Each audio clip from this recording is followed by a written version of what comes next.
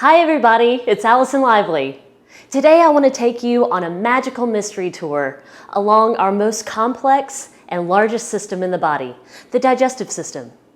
I know when I want to learn something and have it stick, there's two elements that I feel like is really important. That is being clear and having fun. So I want to accomplish that in this learning session today. I want it to be memorable. So I'm literally going to take you through each step of the digestive process, from mouth to exit. So let's get started. Digestion starts in the mouth, and typical transit time lasts for about 12 hours. So the very beginning is that we start producing saliva. The moment we think about food, we start salivating and producing about 1 liter a day. Then we're going to break our really large, complex foods, our macronutrients, down into usable ingredients for energy. So the first step is chewing. So our incisors, or our pointy teeth, get to work. I'm going to use scissors to demonstrate this. We're going to chew the food with our incisors, breaking it up into bite-sized pieces. This is a typical breakfast. So we've got a little bit of banana, a little bread. We're chewing away, chewing very slowly and very thoroughly. We've got some oats, a typical cereal, and an oat milk. If you haven't tried it, it's fabulous. A little coffee. Perfect. Yum. So it's still too big of pieces to swallow. So we have to finish the job with the back teeth, which we call molars. So I'm going to use a potato masher for molars. And we're just going to further chew.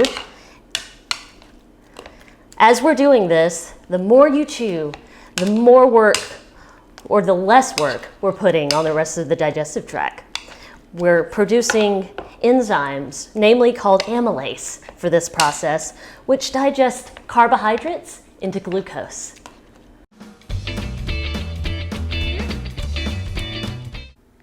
Now that we've finished chewing, we swallow down the esophagus into the stomach. Here we are. The bag representing the stomach here. We need acid in our stomach to be able to burn the food and the pathogens that might come in along with the food. So I represent apple cider vinegar as the acid, HCl, hydrochloric acid. 35 million cells produce this.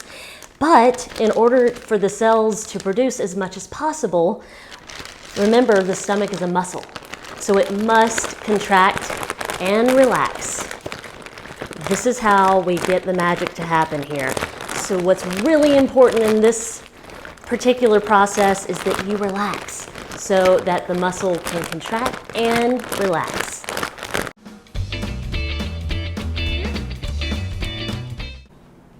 When the food leaves the stomach, it enters the small intestines, which is actually the largest part of the digestive system, which is about 20 feet long.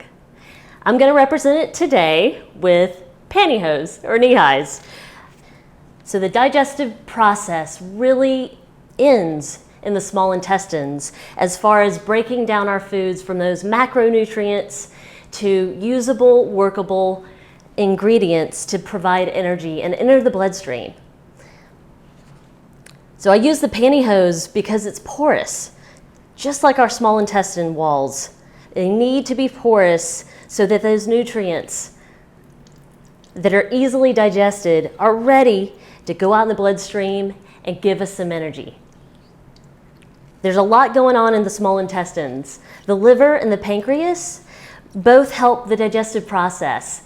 The liver produces bile and lipase, which really handles our fat digestion. And the pancreas knows exactly what's left to be digested, so it produces the enzyme magic for the rest of the meal. So by now, the chemical process of digesting our food has basically been finished by the small intestines. Now we enter the large intestines. This is 5 feet long, and it really has a very simple job, and that is to reabsorb water and create waste to move out of the body. So together, water and undigested food move through the large intestines in order to find the exit. In order to do this, we need muscle movement, and we call it peristalsis.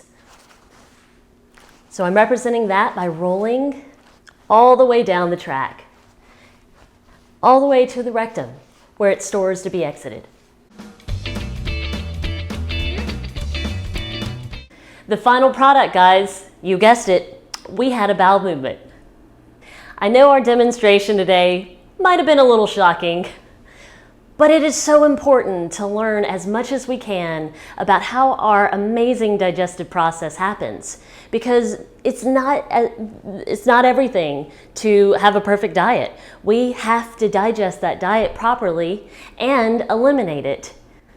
So it really is something that we need to talk more about, and I hope you learned something today, and I hope you pay a little bit more attention to each step of our digestive process, because it really is what gives us life.